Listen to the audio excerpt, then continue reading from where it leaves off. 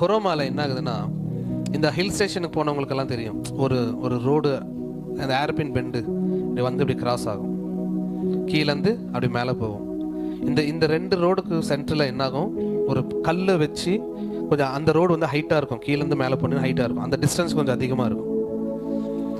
நான் என்ன பண்ணுறேன், ஒரு சைக்கிளில் பின்னாடி சுந்தரி உட்கார வச்சுட்டு அந்த ரோட்டை அப்படி வளைச்சிட்டு வராமல் இங்கேருந்து ஒரே ஜம்ப்பு. அங்கேருந்து நான் ஜம்ப் பண்ணேன்னா சைக்கிள் என்ன ஆகணும், சைக்கிள் உடஞ்சிரும், எங்களுக்கு என்னவோ ஹர்ட் ஆகும், அடி உள்ள எங்களுக்கு.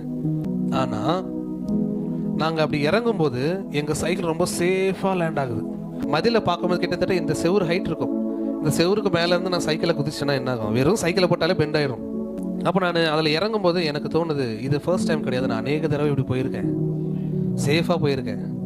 அப்போ என்கிட்ட ஆவியானவர் காலையில் அப்படியே சொன்னார், இது என்ன தெரியுமா, உங்கள் மினிஸ்ட்ரிக்கு எதிராகவோ இல்லை உங்களுக்கு எதிராகவோ எத்தனை பேர் எழுந்தாலும் சரி, என்ன சூழ்நிலை எழுந்தாலும் சரி, அது உங்களை ஒன்றும் தொட முடியாது. பிகாஸ் உங்களை சேஃபாக கொண்டு போகிறவர் நான். இன்னொரு முக்கியமான விஷயம், நீங்க உங்க டெஸ்டினியை சுத்தி வந்து அடைய மாட்டீங்க, உங்களுக்கு ஒரு ஷார்ட்கட் இருக்கு. இதை அவர் சொன்ன உடனே என்னுடைய ஸ்பிரிட் உள்ள ஒரு பாட்டு, குறுகி போவதில்லை நீ சிறுமை அடைவதில்லை, குறுகி போவதில்லை.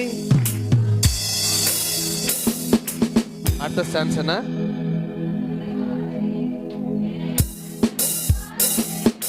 இடிந்து போனதெல்லாம் உயிர் தெழும்ப செய்வாரே.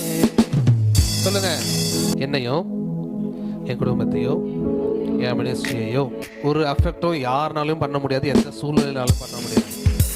பிகாஸ் பாதுகாக்கிற ஒரு தகப்பன் நமக்கு உண்டு. நீங்க எங்க போனாலுமே அவருடைய ரெண்டு கண்ணு உங்க மேல பதிக்கப்பட்டு இருக்கிறது, அது உங்களை டீப்பா வாட்ச் பண்ணுது.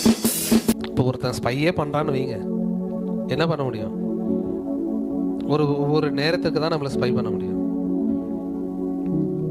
ஆனா கர்த்தருடைய கண்கள் நம்மளை எப்படி பார்க்குதுன்னா, எல்லா நேரத்திலையும் நீங்க எங்க இருந்தாலும் சரி, ஜிபிஎஸ்னால கூட கண்டுபிடிக்க முடியாது, ஆனா இவர் சூப்பரா உங்களை கண்டுபிடிச்சிருவார். நீ எங்க இருக்க, என்ன பண்ற, என்ன சூழ்நிலையில இருக்க, உங்க மேல எவ்வளவு அன்பு இருந்தா அவர் எல்லா இடத்துலயுமே உங்களை பார்த்துட்டே இருப்பாருன்னு சொல்லுங்க.